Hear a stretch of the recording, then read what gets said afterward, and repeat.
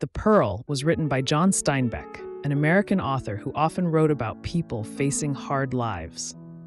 The book came out in 1947, a time when Steinbeck was already famous for stories like The Grapes of Wrath, which showed struggles during tough economic years. Steinbeck got the idea for The Pearl from a Mexican folktale he heard while traveling, and he turned it into a short novel about a poor family. Set in a small fishing village in Mexico, probably around the early 1900s, the story looks at what happens when a simple man finds something valuable, exploring ideas like greed, hope, and the dangers of wanting too much. The story follows Kino, a young pearl diver who lives in a small village by the sea. He shares a simple brush house with his wife, Juana, and their baby Coyotito, where they sleep on mats and cook over a fire. They don't have much, but they're happy, singing old songs that Kino's family has passed down for generations. One morning, while they're eating breakfast, a scorpion crawls down from the roof and stings Coyotito on the shoulder. Juana, who stays calm despite her fear, tries to suck out the poison, but the baby's arm swells and he cries in pain.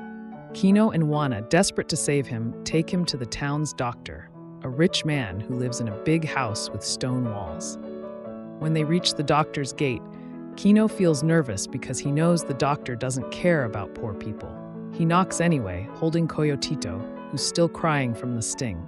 The doctor's servant comes out, but when Kino says he has no money, the servant sends them away, saying the doctor is busy.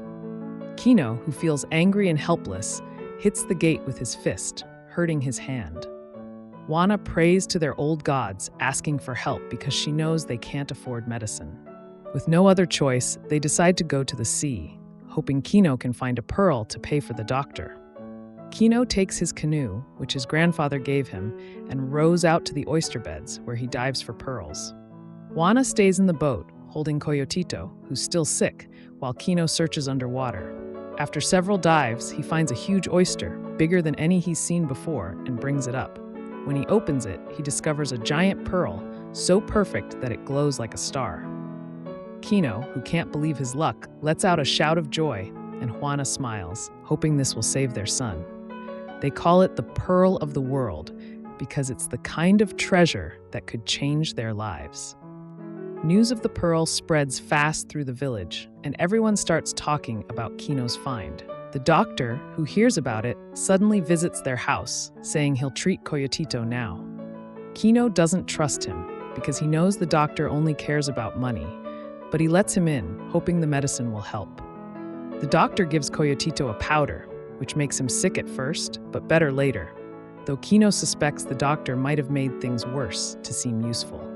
That night, while Kino and Juana sleep, someone tries to steal the pearl, breaking into their house. Kino fights the intruder off with his knife, but he gets hurt, and Juana grows scared, saying the pearl is bringing trouble.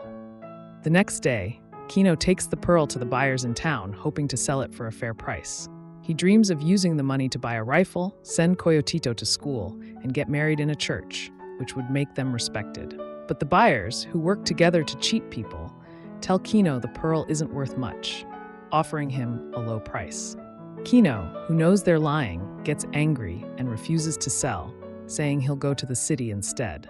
The buyers warn him it's dangerous, but Kino, who wants a better life, won't back down. That night, more thieves attack their house, and Kino fights them off again, though he's badly bruised.